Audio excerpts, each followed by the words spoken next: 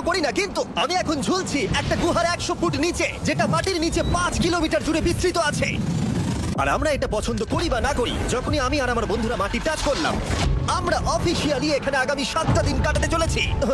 বাবারে, এটা আমার জীবনে করা সবথেকে ভয়ঙ্কর জিনিস। প্রথমত, আমাদের এখন এখান থেকে অনেকটা দূরে যেতে হবে। কেন? যদি ঝড় বৃষ্টি হয় তাহলে এই পুরো জায়গাটা জলে ভরে যেতে পারে, আর সমুদ্রের মতো ঢেউ এসে সবাইকে ভাসিয়ে নিয়ে যেতে পারে। সেই জন্য আমাদের আরো ভিতরে যেতে হবে একটা বেস ক্যাম্প বানানোর জন্য। ভাই এটা পুরো পাগলাম। এটা একটা অন্য জগৎ মনে হচ্ছে। এই কেভ এন্ট্রান্সটা হয়তো দেখতে সুন্দর, কিন্তু দেখে যা মনে হচ্ছে আসলে তা নয়। আর আমরা হয়তো জানি না যে আগামী 7টা দিন আমাদের জীবনের সবথেকে কঠিন সময় হতে চলেছে। সবথেকে বাজে ডিসিশন। ঠিক আছে, আর কিছুক্ষণের মধ্যে অন্ধকার হতে চলেছে। ক্যাম্প না করলে আমরা বিপদে পড়বো। আমরা কোথায় যাচ্ছি সেটা কি বলবে? আমাদের ক্যাম্প সেটআপের জন্য ফ্ল্যাট গ্রাউন্ড খুঁজতেই হবে। কেভের ভিতরে ঢোকার পরে আমরা এমন একটা জায়গা খুঁজে পেলাম যেটা অনেকটা উঁচুতে থাকায় আমরা জল থেকে সুরক্ষিত থাকতে পারবো। তার মানে এটা ক্যাম্পের জন্য পারফেক্ট। পারফেক্টটা একটু বেশি হয়ে গেল। মোটামুটি বলা যেতে পারে। ঠিক আছে, ক্যাম্পের জন্য মোটামুটি প্রথম দিনের বাকিটা আমরা কাটিয়ে দিলাম আমাদের জিনিসপত্র আনতে। প্রত্যেকটা ব্যাগের ওজন প্রায় 80 পাউন্ড। আর যেমনটা তোমরা ফুটেজে দেখছো, আমরা এটা করতে 4 ঘন্টা লাগিয়ে দিলাম। এখান থেকে যাওয়া খুব কঠিন। তারপরে আমরা সবাই বেস ক্যাম্পে ফিরে গেলাম। ঠিক আছে, আমরা এখানে লাইট লাগিয়ে দিলাম। আমাদের সব জিনিসপত্র হোম বেসে চলে এসেছে। একটু ক্যামেরাটা ওদিকে দেখাবে। ওদিকটা কিন্তু ভয়ানক অন্ধকার, আর সবসময় এরকমই থাকবে। তাই আমরা ক্যাম্পিং গ্রাউন্ডের জন্য খুব বেশি কিছু করতে পারলাম না। কটা ফুটো করে দড়ি টাঙিয়ে দিলাম। এটা ধরো আর ওঠো দেখি। মনে হচ্ছে আমাদের হ্যামকগুলো ভালোই সাপোর্ট পাবে। আর তারপরে আমাদের সার্ভাইভাল গাইড জোয়ের সাহায্যে আমরা হ্যামক টাঙালাম। এই সরু দড়িটা আমার হ্যামকটাকে ধরে রাখবে। হ্যাঁ। ডিনার খেয়ে আমরা প্রথম রাত্রি ঠান্ডার জন্য তৈরি হলাম। আমি মিথ্যে কথা বলবো না, আমি যতটা ভেবেছিলাম তার থেকে এই হ্যামকটা অনেক বেশি কমফোর্টেবল। এই Oh God, আমি তো আমার চমকেই হাতটা তো গেছিলাম। বড় কেন ভাই? এই কেভটা 2.5 কিলোমিটার ডিপ, আর আমরা এখন এন্ট্রান্সের কাছেই ক্যাম্পিং করছি। কাল আমরা অনেক কিছু এক্সপ্লোর করব। তোমরা কেমন ঘুমালে? ভয়ঙ্কর। ঘুমই হয়নি। এটা সত্যিই একটা অস্বস্তিকর পরিবেশ। কেভের উপর থেকে অনবরত আমাদের উপরে জল পড়েই যাচ্ছিল, তাই উপরে একটা প্লাস্টিক চাপালাম, কিন্তু তাও আমাদের হ্যামকের উপরে জল পড়েই যাচ্ছিল। একটা আইডিয়া আছে, চলো শেল্টারগুলোকে ভালোভাবে তৈরি করি। আমার মনে হয় এই প্লাস্টিকগুলোকে জুড়ে দিলে আর জল পড়বে না। বাহ, তুমি তো জিনিয়াস। আমি শুধু একজন ইউটিউবারই নয়, ঠিক আছে? আমার হ্যামকটা এটার উপরে ঝুলছিল। মানে দেখো, আমি আরেকটু হলে হ্যামক থেকে নেমে পড়ে যেতাম। আর আমরা সেই সময় এটা বুঝতেই পারিনি যে এই গর্তটা প্রায় 40 ফুট গভীর। তাই যখন আমি আর শন প্লাস্টিকগুলোকে জুড়ছিলাম, তখন ম্যাক আর কার্ল এই গর্তটা কতটা ভয়ঙ্কর সেটা দেখতে গেল। আমার হ্যামকটা দেখতে পাচ্ছো? ওখানে আমি ঘুমোচ্ছিলাম। এই স্লিপিং ব্যাগটা এখানে কেন পড়ে? কারণ এটা থেকে পিয়ের গন্ধ বেরোচ্ছে। ইয়া, এটা থেকে শেখা উচিত স্লিপিং ব্যাগ ভাড়া নিতে নেই। আমরা স্লিপিং ব্যাগ কেন ভাড়া আমি- নিয়েছি? কেন আমি আমরা জানি না। স্লিপিং ব্যাগগুলো কিনে আনতে পারলাম না? আর তারপরে আমরা এই দুটো প্লাস্টিককে জিপ টাই দিয়ে জুড়ে দিলাম। কিছু মনে করো না, এই দড়িটার উপরে আমার জীবন বাজি আছে। আর তখন ওইদিকে ম্যাক আর কার্ল তখন ওই গর্তের মধ্যে। ও মাই গড, ম্যাক! আর শেষ পর্যন্ত ওরা একদম নিচে পৌঁছে গেল।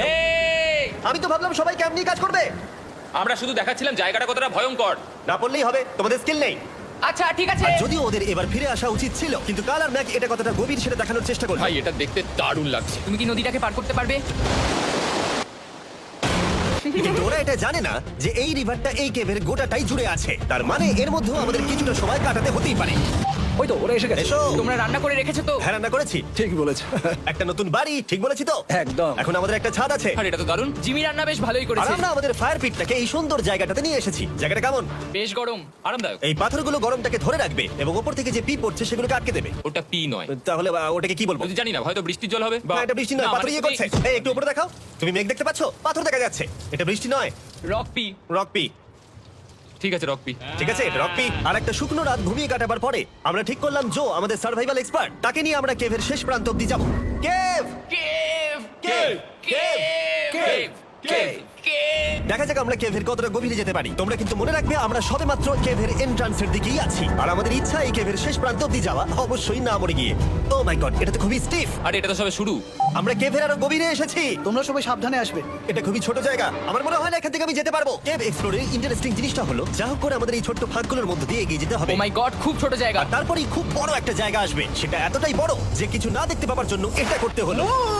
ও মাই গড। এবার আমি সব দেখতে পাচ্ছি, এটা দুর্দান্ত। এটার তো অনেক আলো। ভাই, জায়গাটা কতটা সুন্দর দেখো। বাপরে কি আলো, আমি তো তাকাতেই পারছি না। আমি তো অন্ধ হয়ে যাবো মনে হচ্ছে। এ বাবা, এটা কি হলো? আমরা বোধহয় ঠিক মতো এটাকে ব্যবহার করতে জানতামই না। চলো এগিয়ে যাই। আর তাই আমরা এগোতে থাকলাম। এই যে এই জায়গাগুলো, এগুলো খুব ভালো ধরার এখানে? জায়গা। এগুলো ধরে এখান থেকে পা ঘুরিয়ে চলে আসতে পারবে। এইভাবে হ্যাঁ, কি? একদম পারফেক্ট। জো সব থেকে ভালো কেভ গাইড। এভাবে কেউ গাইড করতে পারবে না। ঠিক আছে, এইবার ব্যাপারটা ইন্টারেস্টিং হবে। কি? এটা কি? এখান থেকে আমাদের ওয়েট শুট পরে সাঁতার কেটে যেতে হবে। গতকাল ম্যাক আর কার্ল এটা নিয়ে মজা করছিল, কিন্তু এই কেভে আমাদের পরের অ্যাডভেঞ্চারটা ছিল একটা প্রায় জমে যাওয়া নদীর মধ্যে। ও মাই গড, এটা তো পাগলামি! তার মানে আমাদের ওয়েট শুট পড়তেই হবে যাতে আমাদের হাইপোথার্মিয়া না হয়। আমরা এটা কেন করছি? এই এক্সপেরিয়েন্সটা তো জীবনে একবারই হবে। এটা করলে হয়তো আর নাও বেঁচে থাকতে পারি। আমাদের এই কেভের শেষে পৌঁছতে হলে আমাদের এই নদীর মধ্য দিয়ে, এই ছোট্ট ফাঁকগুলোর মধ্য দিয়ে সাবধানে ধীরে ধীরে এগিয়ে যেতে হবে। আস্তে আস্তে নামো, স্রোতের কারণে পা পেছনে টানতে পারে। ঠিক আছে, আমি তাহলে নামছি। তুমি ওই দেয়ালগুলো ধরে ধরে এগোতে থাকো আস্তে এটা তো আস্তে। খুব ঠান্ডা। তুমি পারবে জিমি। জানি না এখানে ঢুকতে পারবো কিনা। জিমি, এবার তুমি জল থেকে উঠে দাঁড়িয়ে পড়ো। Oh my God! এটা সত্যি একটা পাগলামি। এখানে কি ঠান্ডা! যখন তোমরা খুব ঠান্ডা জলের মধ্যে থাকবে তখন একটা পাথরকে ধরে এগিয়ে চলা খুব কঠিন হবে। Oh my God! এটা সত্যি পাগলামি। ম্যাক, গার্ড, চলে এসো। আমার ভয় লাগছে। চলো চলো, পারবে। ভাই। এগোতে থাকো, পেছন দিকে তাকিও না। একবার দেখো আমরা কি করছি। কিন্তু এই বাধাগুলো এতটা কঠিন ছিল না সামনে যা আসতে চলেছিল তার তুলনায়। আমরা পেরেছি। কেভ কেভ কেভ এই, একটা কথা শোনো, আমরা 10% আসিনি। তার মানে এখনো আমরা শুধুমাত্র সার্ফেসেই রয়েছি, আর শেষ প্রান্তে পৌঁছতে হলে আমাদেরকে আরো 2 কিলোমিটার যেতে হবে। যেরকম তোমরা দেখতে পাচ্ছ এখানে 24x7 বৃষ্টি হয়, তাই আমি একটা আড্ডা মারার জায়গা তৈরি করেছি যেখানে আমরা কেউ ভিজবো না। আমি ভাবছি আমি যদি এটা না বানাতাম তাহলে কি হতো। আমি নিশ্চিত যে ওদের একটা ভেজা পাথরের উপর শুতে হতো। আমাদের ক্রমাগত এগিয়ে যেতে হবে এবং শরীরটাকে ভিজে রাখতে হবে। ঠিক আছে। নইলে আমাদের শরীরের তাপমাত্রা কমে এটা যাবে। এতটা কঠিন কেন? সব থেকে বাজে ব্যাপার হলো আমরা যতটাই দিকে এগোবো ততটাই আমাদের পিছন দিকে ক্যাম্পে ফিরতে হবে। আমাদের পরের বাধাটা হয়তো জলের মধ্যে নয়, কিন্তু তার মানে এটা নয় যে সেটা সহজ হবে। আরে এটা কি মাকড়সার জাল? কিন্তু আমি মাকড়সা দেখতে পাচ্ছি না তার কেন? মানে ওটা আমাদের উপরে আছে। আরে তোমার গায়ে, তোমার গায়ে। আমার বন্ধুরা বলতে বাজে, এই গেমটা মিস্টার বিস ভিডিওর মতো, যত এগোবে ততই কঠিন হবে। সত্যি কথা বলতে যদি আমাদের সাথে জো না থাকতো আমরা মরেই যেতাম। আর 3 ঘন্টা পরে জো আমাদের জন্য একটা বাজে খবর নিয়ে এলো। জল অনেকটা বেড়ে গেছে আর আমরা অনেকটা সময় লাগিয়ে ফেলেছি, তাই আজকে আমাদের আবার ক্যাম্পে ফিরে যেতে হবে। আমি মানবো না। তুমি সেফটি এক্সপার্টের কথা অমান্য করতে পারো না। আমি এটা মানবো না। সত্যি কথা বলতে আমাদেরকে ফিরতেই হতো, কারণ এর আগে আমরা শুট করতে অনেকটাই সময় নষ্ট করে দিয়েছি। তারপর ফ্লেয়ার নিয়ে খেলেছি, তাই আমরা ফিরে যাচ্ছি আর এই মিশনটা আমরা পরের দিন আবার শুরু করব। শন, আমরা এসে গেছি। আরে তুমি এখানে কি করছিলে? এখন তোমরা কেউ ভিজবে না। আমি তো জানতামই না এই লাইটগুলো আমরা এনেছি। এগুলো দারুণ লাগছে তাই না? দুঃখের বিষয় আজকে আমরা মাত্র 20% এগোতে পেরেছি, কিন্তু বিশ্বাস করো আমরা শেষ পর্যন্ত অবশ্যই যাব আগামী কয়েকদিনের মধ্যেই। আমার মনে হয় কোনোদিনই হবে না। আমরা ডে 4টা রেস্ট নেব আর ডে 5 এ চেষ্টা করব এই কেভের শেষ অবধি যাবার। দেখা যাক কি হয়। ডে 3 তে মজা হলো, কালকে আবার দেখা হচ্ছে। আর কেভের ভিতরে 3টে খুব বাজে রাত কাটাবার পরে পরের দিন সকালে আমাদের মাথায় শুধু একটাই কথা আসছিল। আমার একটা হট শাওয়ার চাই, তবে আমি এখন একটু শান্তি পাবো। ও, এখন শাওয়ার পেলে কিন্তু দারুণ হয়। আমি চান করিনি প্রায় 3-4 দিন হয়ে গেল। তোমরা নিশ্চয়ই জানো কেভের মধ্যে শাওয়ার করা সম্ভব নয়। আমাদের অনেকটা পথ হেঁটে সাবধানে আগের রিভার বেডের কাছে পৌঁছতে হলো। ও মাই গড! আমি আমার ব্রেনকে ফিল করতে পারছি। আমি এভাবে ব্রেনকে ফিল আমার করিনি। কপালটা জমে গেল পুরো। চলো ড্রোন দিয়ে মাথার চুলগুলো শুকিয়ে নি। এদিকে এসো ড্রোন। ও, দাঁড়াও দাঁড়াও দাঁড়াও, এটা কিন্তু কাজ করছে। হ্যাঁ, দারুণ কাজ করছে। ড্রোন থাকতে হেয়ার ড্রায়ারের কি দরকার? আর চুল শুকানোর পর আমরা জোয়ের সাথে জার্নির প্ল্যান করতে বসলাম। এটা কি জো? এটাই কেভের ম্যাপ। আগেরবার আমাদের থামতে হয়েছিল কারণ জল খুব জোরে বইছিল। এখন বৃষ্টি কম হচ্ছে, তাই কালকে আমরা নিশ্চয়ই এই কেভের শেষে পৌঁছে যাব। এটা ভয়ঙ্কর হতে চলেছে। প্রথমে আমাদের কালকে যেখান দিয়ে গেলাম সেখান দিয়ে আগে যেতে হবে। জলের মধ্যে ঝাঁপ দিতে হবে এবং পাথর দেখে হাঁটতে হবে। এইগুলো সবকটা আমরা যদি পার করতে পারি তাহলে আমরা গ্লো ওয়ার্ম চেম্বারে পৌঁছে যাব। কেমন দেখতে তুমি সেটা বলো না, আমি তোমাদেরকে সারপ্রাইজ দিতে চাই। তোমার মনে হয় আমরা পারবো? ওইসব বাদ দাও, আমরা ঠিক কালকে পৌঁছে যাব। কালকের প্ল্যান আমরা চক আউট করে নিয়েছি। আমরা রেস করছি আর ফেস্টিভ্যাল স্মোর্টস খাচ্ছি আমাদের এনার্জি রিগেন করতে। সবাইকে চিয়ার্স। জো এই প্রথমবার ফেস্টিভ্যাল ও, স্মোর্টস দারুণ। খাচ্ছে। জো সত্যি কথা বলবে। এটা দারুণ, তাহলে ভালো লাগলো? দারুণ লেগেছে। আমরা এই চকলেটটা আগে কেন বের করে নি? এটা এমনি চকলেটের থেকে 10 গুণ ভালো খেতে। সত্যি কথা বলতে তোমরা যদি ফেস্টিভ্যালের সাথে স্মোর্টস ট্রাই না করে থাকো তাহলে তোমরা মিস করছো। কালকে আমরা পুরো কেভটা এক্সপ্লোর করব, দেখা হচ্ছে। তাই আমরা ভালো করে ঘুমানোর চেষ্টা করলাম আর কালকের প্রিপারেশন নিলাম কেভের শেষে যাওয়ার জন্য। আমরা আমাদের জীবনের সবথেকে ডেঞ্জারাস জার্নি করতে চলেছি। ডে 3 এর অভিজ্ঞতা মাথায় রেখে আমরা কম শুট করেছি যাতে আমরা সামনের দিকে তাড়াতাড়ি এগোতে পারি। জলটা খুব ঠান্ডা। হ্যাঁ, আগের দিনের মতোই খুব ভালো। এই তো। আর যাতে আমরা সবাই বেঁচে ফিরতে পারি তাই জো ছাড়াও আরেকজন সার্ভাইভাল এক্সপার্টকে আমরা নিয়ে এসেছিলাম। এখানেই আমরা ডে 3 তে আটকে গেছিলাম। এখন আমরা কি করব? এবারে আমরা অনেক তাড়াতাড়ি এসেছি। আমাদের পিছনে ঘন অন্ধকার, কোথায় যাব? এই রাস্তাটা অনেক সরু এবং হ্যাঁ। স্রোত প্রচুর বেশি, তাই আমরা দেয়ালগুলো ধরে ধরে আস্তে আস্তে এগোবো। এই যে এইভাবে। Oh হ্যাঁ, God! এই রকটায় জাম্প করো। কয়েকটা ভালো পাথর আছে যেগুলোকে তুমি ধরে এগোতে পারবে। আরে এখানটা তো অনেক অন্ধকার। আমি আর পা পাচ্ছি না। আমি এখন মাটিতে আর পাই পাচ্ছি না। যেহেতু আমরা মাটিতে পা পাচ্ছিলাম না, তার মানে যদি আমরা পাথর ছেড়ে দিই তাহলে এই জলের স্রোত আমাদেরকে ভাসিয়ে নিয়ে যেতে পারে। জো, আমরা কি করব? আমি এটা ধরে এসেছি, তুমি এটা ঠিক আছে, ধরো। আমি তো দেখতেও পাচ্ছি না কোথায় যাচ্ছি। জো, স্রোত আমাকে ভাসিয়ে নিয়ে চলে যাচ্ছে। আমি তুমি করবো কি করে? পারবে, পারবে। শুধু মুখটা এখান থেকে ঢুকিয়ে দাও, আমি হেল্প করছি। এখানে আমি ঢুকবো? হ্যাঁ, এই গর্তের মধ্যে। এই তো, খুব ভালো। এটা আমার জীবনের সবথেকে বিপজ্জনক অ্যাডভেঞ্চার। আমরা এখন কেভের অনেক গভীরে চলে এসেছি আর এবার আমাদের সামনে প্রথম বড় বাধা। এখানে জলের একটা ঘূর্ণাবর্ত আছে, যদি তুমি এর মধ্যে পড়ে যাও তাহলে তোমাকে একদম নিচে নিয়ে চলে যাবে। মানে আমরা পড়ে গেলে মরে যেতে পারি। হ্যাঁ, মানে আমরা মৃত্যুর সাথে খেলা করছি? এটা এতটা বিপজ্জনক হতে পারে আমি সত্যি ভাবিনি। খুব ভালো, এই তো। তাহলে কি আমার পা এখানে হ্যাঁ, রাখবো? রাখো, রাখো। ঠিক আছে, এই তো আমি পেরেছি।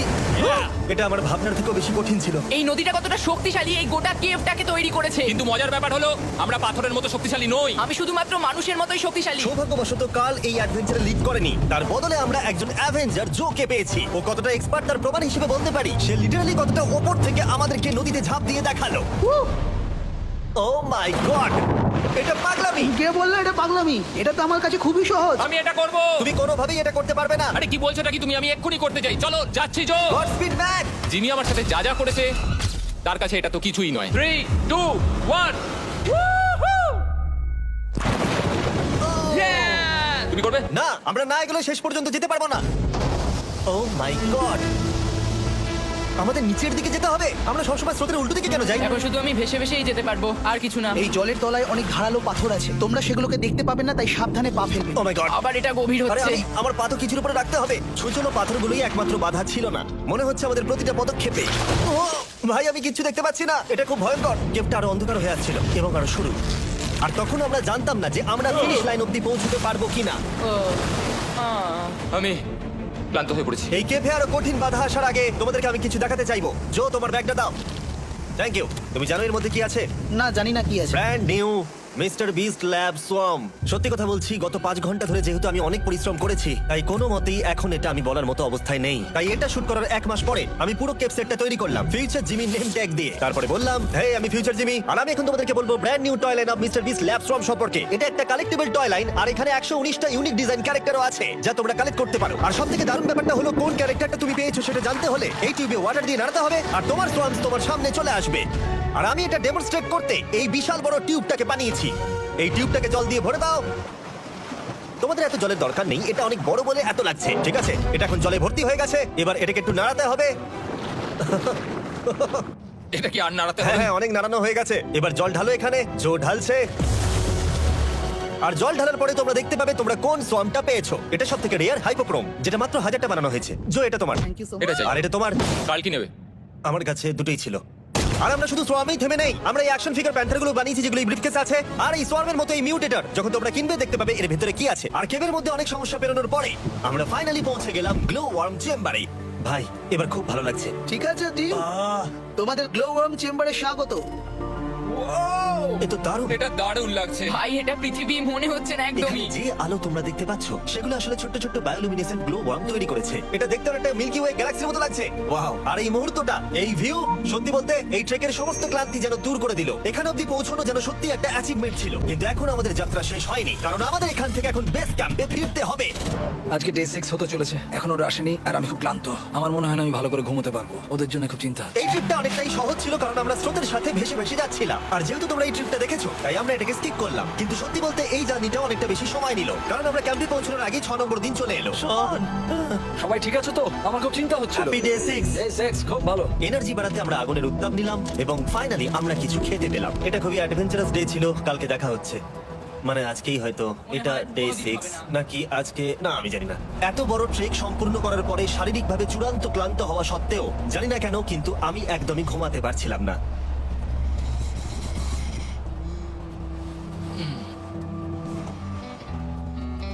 আমি 7 দিন সলিটারি কনফাইনমেন্টে কাটিয়েছি, কবরে কাটিয়েছি, 7 দিন রাফটে থেকেছি। কিন্তু সত্যি কথা বলতে এটা সবার থেকে বেশি কঠিন ছিল, কারণ সব সময় ভিজে, ঠান্ডা, প্রত্যেক মুহূর্তে এই পাথরগুলো শরীরে ব্যথা দিচ্ছে।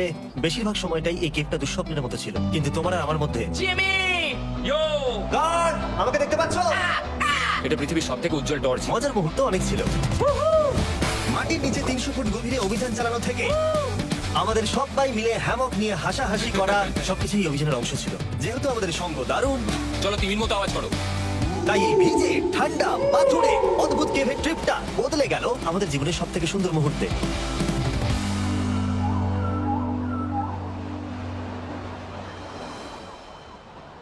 আমরা এখান থেকে যাব না যতক্ষণ না সবকিছু তোলা হচ্ছে। আর আমি সবকিছু বলেছি মানে সবকিছুই। চলো এবার বেরোনো যাক। আর যখন আমরা মাউথ কেভে আবার ফিরে এলাম, ভাই ওপরটা দেখতে দারুণ লাগছে। তখন জয়ের জন্য একটা সারপ্রাইজ ছিল। বেরোনোর আগে জো, আমরা তোমার কাছে কৃতজ্ঞ। তাই এই নাও $50,000 নিউজিল্যান্ড ডলার্স, 10,000 করে প্রত্যেক জনের প্রাণ বাঁচানোর জন্য। Oh my god, thank you so much Jimmy. Thank you Love you, Joel! এবার আমাদের সব কাজ হয়ে গেছে, চলো বেরোনো যাক। 7টা দিন পরে আমরা ফাইনালি এখান থেকে বেরাচ্ছি